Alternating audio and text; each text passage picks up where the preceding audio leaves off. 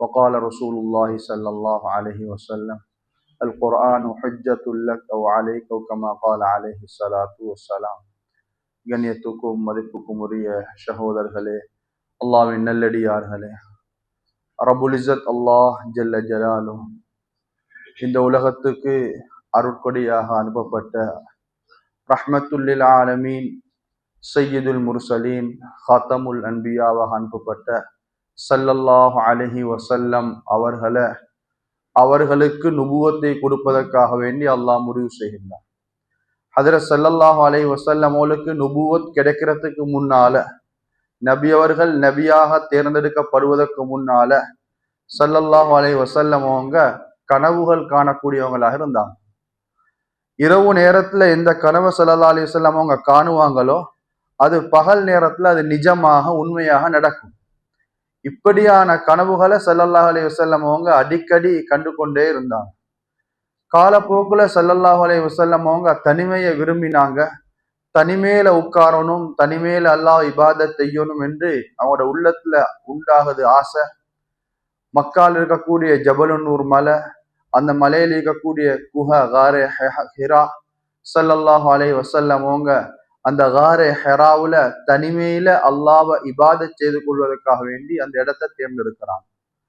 அந்த இடத்துல தனிமையில இபாதத் செஞ்சு கொண்டிருக்கக்கூடிய நேரம் தான் வானலோகத்தின் தலைவர் ஹஜ்ரத் ஜிப்ரீல் அலைஹி ஸலாத்து வஸ்ஸலாம் அவங்க வந்து ஸல்லல்லாஹு அலைஹி வஸல்லம் அவங்களை கெட்டி அணைச்சி முத்தமிட்டு இக்ரா ஓதுவீராக, இக்ரா ஓதுவீராக, இக்ரா ஓதுவீராக.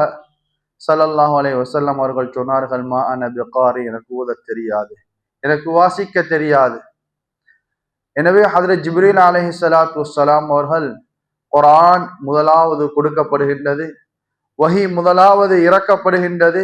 இக்ரா பிஸ்மி ரப்பிக்கல்லதி ஹலக், ஹலக்கல் இன்சான மின் அலக், இக்ரா வ ரப்புக்கல் அக்ரம் என்ற குர்ஆனுடைய முதலாவது அந்த ஆயத்துகள், முதலாவது ஸல்லல்லாஹு அலைஹி வஸல்லம் அவர்களுக்கு குர்ஆன் கொடுக்கப்பட்டது இக்ரா உடைய 5 வசனங்கள். நடந்தது என்ன, யாரு வந்தது ஸல்லல்லாஹு அலைஹி வஸல்லம் அவர்களுக்கு தெரியா. நடந்த அந்த சம்பவத்தை வச்சு ஸல்லல்லாஹு அலைஹி வஸல்லம் அவங்க பயப்படுறாங்க. ஸல்லல்லாஹு அலைஹி வஸல்லம் அவங்களுக்கு நடுக்கம், காய்ச்சல், பயந்துட்டாங்க. வீட்டுக்கு ஓடி வாராங்க, ஜம்மிலூனி ஜம்மிலூனி, என்ன போத்துங்க, என்ன போத்துங்க. வந்து மனைவி ஹதீஜாவிடத்துல நடந்த சம்பவத்தை முன் வைக்கிறாங்க. கண்ணியமான சகோதரர்களே, அல்லாஹ்வின் நல்லடியார்களே, மனைவி ஹதீஜா ஸல்லல்லாஹு அலைஹி வஸல்லம் அவங்கள பார்த்து ஆறுதல் வார்த்தைகளை சொல்றாங்க. நீங்க அல் அமீன் அஸ்ஸாதிக், உண்மை பேசக்கூடியவர், நம்பிக்கையாளர், உறவுமுறைகளை சேர்ந்து நடக்கக்கூடியவர். எனவே உங்களுக்கு எந்த ஒரு அநியாயமும் நடைபெற மாட்டாது என்று ஆறுதல் சொல்லிவிட்டு, தௌராத்துடைய வேதத்தை, முன்னைய வேதங்களை படிச்சிருந்த மிக பெரும் ஒரு அறிவாளி தான் அந்தைய காலத்தில் வரகா பின் நௌஃபல் என்று சொல்லக்கூடிய அந்த அறிவாளி. அந்த அறிவாளியிடத்தில் சென்று நடந்த சம்பவத்தை முன்வைக்கிறாங்க. அவங்க தான் பஷாரத் செய்யறாங்க, இவர்கள் தான் இந்த உம்மத்தின் நபியாக தேர்ந்தெடுக்கப்பட்டிருக்கின்றார் என்ற அந்த நன்மாராயத்தை முன்வைக்கிறாங்க. கண்ணியமான சகோதரர்களே, அல்லாஹ்வின் நல்லடியார்களே, அன்று ரசூலுல்லாவுக்கு இறக்கப்பட்ட அந்த குர்ஆன் சுமார் 23 வருட காலங்களாக காலத்துக்கு ஏற்பவாறு, தேவைக்கு ஏற்பவாறு அல்லாஹ் வானலோகத்திலிருந்து அந்த குர்ஆனை இறக்கி கொண்டே இருந்தான். நாங்க ஓதக்கூடிய இந்த குர்ஆன், எங்கள் தீக்கக்கூடிய இந்த குர்ஆன், இது முழுமையாக வானலோகத்திலிருந்து வஹி மூலம் ஸல்லல்லாஹு அலைஹி வஸல்லம் அவங்கள்ட்ட வந்து சேர்றதுக்கு சுமார் 23 வருட காலம். 23 வருட காலமாக தேவைக்கும் சந்தர்ப்பத்துக்கும் ஏற்பவாறு ஆயத்துகளாக, சூறாக்களாக அல்லாஹ் இறக்கி கொண்டே இருந்தான். எது வரும் வரை என்றால் நபியுடைய மரணம் வரும் வரை. ஸல்லல்லாஹு அலைஹி வஸல்லம் அவருடைய வஃபாத்துக்கு சில மாதங்களுக்கு முன்னால ஹஜ்ஜி கடமையாக்கப்பட்டு ரசூலுல்லாஹ் ஹஜ்ஜ முடித்து அரஃபாவுடைய மைதானத்துல ஹஜ்ஜத்துல் வதாவை நடாத்துறாங்க. அந்த நேரத்துல இறக்கப்பட்ட ஆயத்தான் அல் யௌம அக்மல்து லக்கும் தீனக்கும் வஅத்மம்து அலைக்கும் நிஅமதி வரதீது லக்குமுல் இஸ்லாம தீனா, இன்றைய நாள் இஸ்லாம் மார்க்கம் சம்பூர்ணமாக்கப்பட்டு விட்டது என்ற குர்ஆனுடைய வசனத்தை அல்லாஹ் இறக்குறான். இந்த குர்ஆனுடைய வசனம் இறக்கப்படுது ஹஜ்ஜத்துல் வதாவுல வச்சு. ரசூலுல்லாஹ் மதீனாவுக்கு வந்து சில மாதங்கள் தான் வாழ்ந்தாங்க. ரசூலுல்லாஹ்வுடைய வஃபாத்துக்கு 6 அல்லது 14 நாளைக்கு முன்னால இறக்கப்பட்ட கடைசி வசனம் தான் வத்தகு யௌமன் துர்ஜஊன ஃபீஹி இலல்லாஹ் என்ற குர்ஆனுடைய வசனத்தை அல்லாஹ் இறக்குதான். இதுதான் கடைசியாக இறக்கப்பட்ட குர்ஆனுடைய வசனம். முதலாவது இறக்கப்பட்டது இக்ரா பிஸ்மி ரப்பிக்கல்லதீ ஹலக், கடைசியாக இறக்கப்பட்டது வத்தகு யௌமன் துர்ஜஊன ஃபீஹி இலல்லாஹ் என்ற வசனத்தை அல்லாஹு தஆலா இறக்கிறார். கண்ணியமான சகோதரர்களே, அல்லாஹ்வின் நல்லடியார்களே, குர்ஆன் முழுமையாக அல்லாஹ் குர்ஆனை இறக்கினான். கடைசி ரமலான், ரசூலுல்லாவுடைய கடைசி ரமலான். வளமையாக ஒவ்வொரு வருடமும் ஹஜ்ரத் ஜிப்ரீல் அலைஹிஸ்ஸலாத்து வஸ்ஸலாம் அவங்க வருவாங்க. வந்து ஸல்லல்லாஹு அலைஹி வஸல்லம் அவங்களுக்கு ஒவ்வொரு ரமலான்லையும் முழு குர்ஆனையும் ரசூலுல்லாவுக்கு ஓதி காண்பிப்பாங்க. ரசூலுல்லாஹ் கேட்டுக்கொண்டிருப்பாங்க. ரசூலுல்லாவுடைய கடைசி வருடம் ஹஜ்ரத் ஜிப்ரீல் அலைஹிஸ்ஸலாத்து வஸ்ஸலாம் அவங்க வந்து 2 விடுத்தம் அல்லது 3 விடுத்தம் குர்ஆனை முழுமையாக ஓதி காட்டினாங்க. ஸல்லல்லாஹு அலைஹி வஸல்லம் அவர்கள் கேட்டுக்கொண்டிருந்தாங்க. இது இஷாரா ரசூலுல்லாவுடைய மரணத்துக்கு. கண்ணியமான சகோதரர்களே, அல்லாஹ்வின் நல்லடியார்களே, எனவே ரசூலுல்லாவுடைய காலத்துல வஹி மூலம் குர்ஆன் இறக்கப்படுகிறது. ரசூலுல்லாஹ் என்ன செய்வாங்க, சுபஹுடைய தொழுகைக்கு பின்னால நேத்து என்ன குர்ஆனுடைய ஆயத்துகள் சூறாக்கள் இறக்கப்பட்டதோ அதை சஹாபாக்களுக்கு ஓதி காண்பிப்பாங்க. நேத்து இந்த குர்ஆனுடைய வசனம் தான் இறக்கப்பட்டது, இதை ஓதி காண்பிப்பாங்க. சஹாபாக்கள் என்ன செஞ்சு கொள்வாங்க, சில சஹாபாக்கள் அந்த குர்ஆனுடைய வசனங்களை மனனம் செஞ்சு கொள்வாங்க. எல்லாருக்கும் மனனத்துடைய சக்தி இல்ல, மனனம் செய்ய முடியுமான சஹாபாக்கள் மனனம் செஞ்சு கொள்வாங்க. ஏனைய சஹாபாக்கள் பட்டைகள்ல கட்பாறைகள்ல எழுதி வைப்பாங்க. கண்ணியமான சகோதரர்களே, ரசூலுல்லாவுடைய வஃபாத் ஏற்படுகின்றது. ரசூலுல்லாஹ் மரணிக்கின்றார்கள். ரசூலுல்லாவுடைய வஃபாத்துக்கு பின்னால இஸ்லாமிய ஹிலாஃபத்தின் முதலாவது ஹலீஃபாவாக ஹஜ்ரத் அபூபக்கர் சித்தீக் ரலியல்லாஹு தஆலா அவர்கள் முடிவு செய்யப்படுகின்றார்கள். அன்னாருடைய ஆட்சியின் பொழுதுதான் ஒரு யுத்தம் நடைபெறுகின்றது. யுத்தத்துடைய பெயர் யமாமா. இந்த யமாமாவுடைய யுத்தத்துல சுமார் 70க்கும் மேற்பட்ட குர்ஆன மனனம் செய்த, குர்ஆன ஹிஃபுல் செஞ்ச, குர்ஆன சுமந்திருக்கக்கூடிய ஹாஃபிஸ்கள் ஷஹீதாக்கப்படுகின்றார்கள். இப்பொழுதுதான் ஹஜ்ரத் உமர் அவர்கள் பயப்பட்டார்கள். இப்படி குர்ஆன சுமந்த, குர்ஆன மன்னம் செஞ்ச ஹாஃபிஸ்கள் ஷஹீதாக்கப்பட்டால் பின்னால காலம் குர்ஆன் இல்லாமல் போய்த்திடும். குர்ஆன் ஈக்கிறது சஹாபாக்களோட உள்ளத்துல. சஹாபாக்கள் யுத்தத்தின் மூலமாக ஷஹீதாக்கப்பட்டால் பின்னால காலம் குர்ஆன் இல்லாமல் போய்த்திருமே என்று மஷூரா செய்றாங்க ஹஜ்ரத் அபூபக்கர் சித்தீக் ரலியல்லாஹு தஆலா அவர்களோட. கண்ணியமான சகோதரர்களே, முதலாவது ஹஜ்ரத் அபூபக்கர் அவங்க சொன்ன வார்த்தை, ரசூலுல்லாஹ் ஸல்லல்லாஹு அலைஹி வஸல்லம் அவங்க செய்யாத ஒரு காரியத்தை நான் எப்படி செய்யறது என்றாலும் அல்லாஹு தாலா அவருடைய உள்ளத்துல அல்லாஹு தாலா இதனுடைய தேவையை, முக்கியத்துவத்தை அல்லாஹு தாலா ஏற்படுத்துறான். இறுதி முடிவுக்கு வந்தாங்க, குர்ஆனை நாங்க ஒன்று சேர்ப்போம். கண்ணியமான சகோதரர்களே, குர்ஆனை ஒன்று சேர்க்கின்ற தேவை ஏற்படுகின்றது. சஹாபாக்கள் முன்வாருகின்றார்கள் குர்ஆனை ஒன்று சேர்க்கிறதுக்காக வேண்டி. இந்த குர்ஆனை ஒன்று சேர்க்கிறதுக்காக வேண்டி ஒரு குழு, ஒரு டீம் அங்கே முடிவு செய்யப்படுகின்றது. அந்த குழுவுக்கு தலைவராக ஸைத் இப்னு சாபித் ரலியல்லாஹு தஆலா அவர்கள் அங்கே முடிவு செய்யப்படுகின்றார்கள். ஸைத் இப்னு சாபித் ரலியல்லாஹு தஆலா அவங்க சொன்னாங்க, ஒரு மலையை காட்டி இன்னொரு இடத்துல கொண்டு போய்த்து வைக்க சொன்னா அது எனக்கு லேசி. ஆனா குர்ஆனை ஒன்று சேர்க்கிறது இது லேசான விஷயம் இல்லை, மிக கஷ்டமான விஷயம். எவ்வளவு பெரிய பெரிய சஹாபாக்கள் இருக்க, ஹஜ்ரத் உமரும் ஹஜ்ரத் அபூபக்கர் சித்தீக் ரலியல்லாஹு தஆலா அவங்களும் ஹஜ்ரத் ஸைத் இப்னு சாபித்துக்கு தான் இந்த குர்ஆனை ஒன்று சேர்க்கிற பொறுப்பை கொடுத்தாங்க. காரணம் என்றால் நபியுடைய காலத்துல ரசூல் ஸல்லல்லாஹு அலைஹி வஸல்லம் அவங்களுக்கு கடிதங்கள் வரும், யஹூதிகளுடைய தரப்பிலிருந்து கடிதங்கள் வரும். எல்லா கடிதங்களும் அரபு பாஷையில இல்ல, சில கடிதங்கள் சுரியானி பாஷையில வரும். ஒரு விடுத்தம் ஸைத் ரலியல்லாஹு தஆலா அவங்களை பார்த்து கேட்டாங்க, ஐயா ஸைத், உங்களுக்கு சுரியானி பாஷை தெரியுமா? சொன்னாங்க, யா ரசூலல்லாஹ், எனக்கு சுரியானி பாஷை தெரியா. சொன்னாங்க, ஸைதே, சுரியானி பாஷை நீங்க படிச்சுக்கோங்க. வெறுமனே 17 நாட்கள்ல முழு சுரியானி பாஷைய ஒழுங்கான முறையில படிச்சு கொண்ட ஷாபுன் ஆகில், விவேகமுள்ள ஒரு புத்திஜீவியான ஒரு வாலிப சஹாபி தான் ஸைத் இப்னு சாபித் ரலியல்லாஹு தஆலா.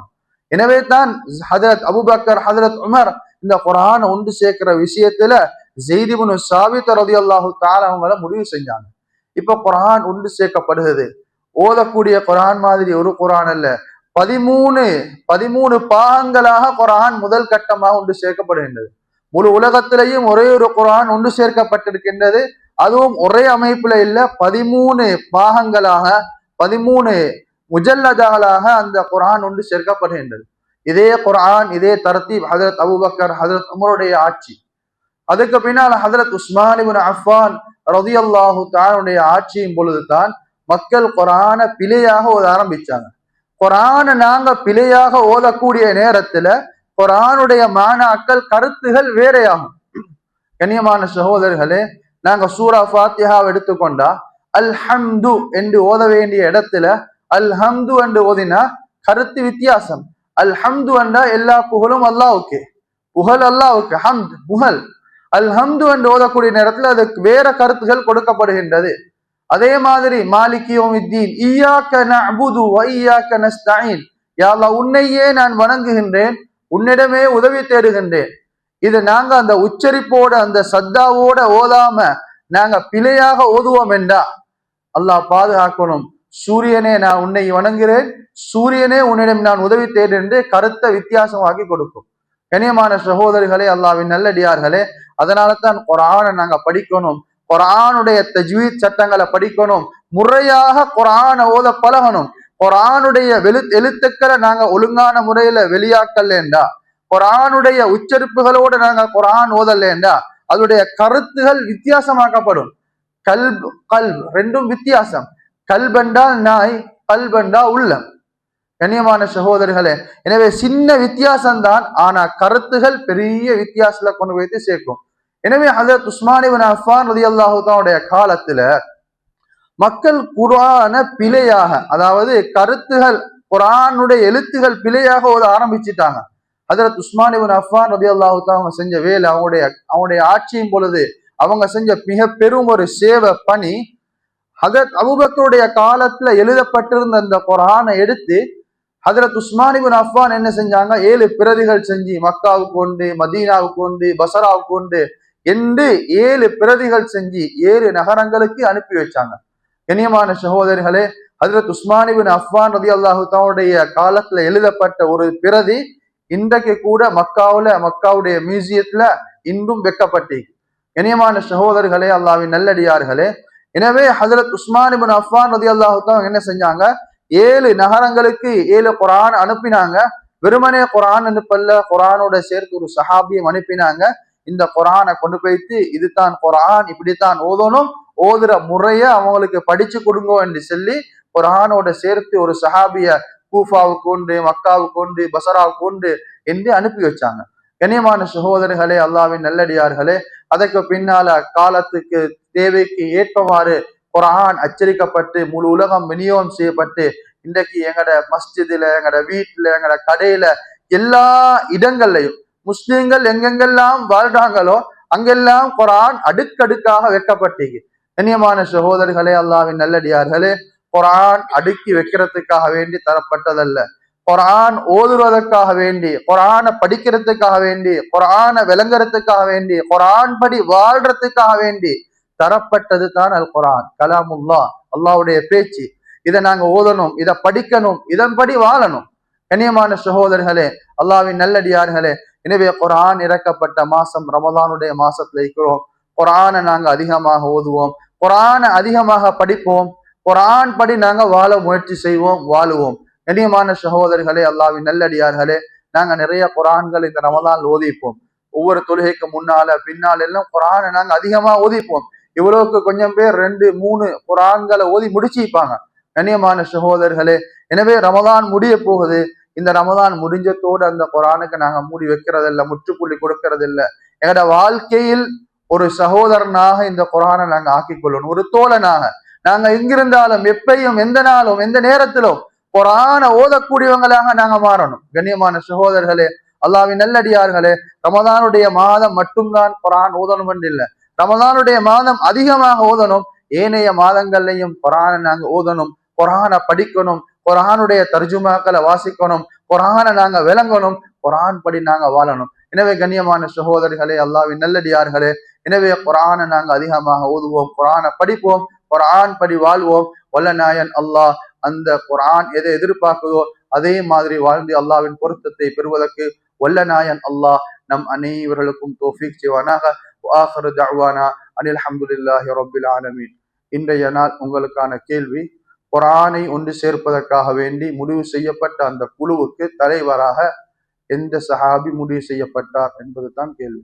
சுப்ஹானக்கல்லாஹும்ம வ பிஹம்திக அஷ்ஹது அன் லா இலாஹா இல்லா அன்த அஸ்தக்ஃபிருக வ அத்தூபு